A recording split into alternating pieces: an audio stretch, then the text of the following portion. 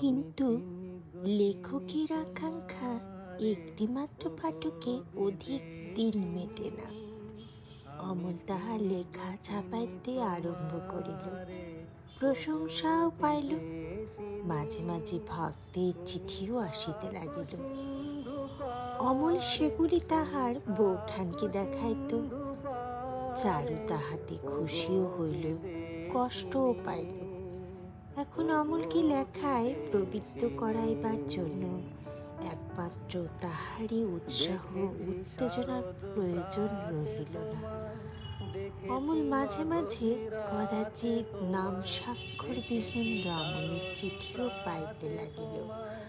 তাহা লইলা চারু তাহাকে ঠাট্টা করিত, কিন্তু সুখ পাইত না। হঠাৎ তাহাদের কমিটির রুদ্ধ দ্বার খুলিয়া বাংলাদেশের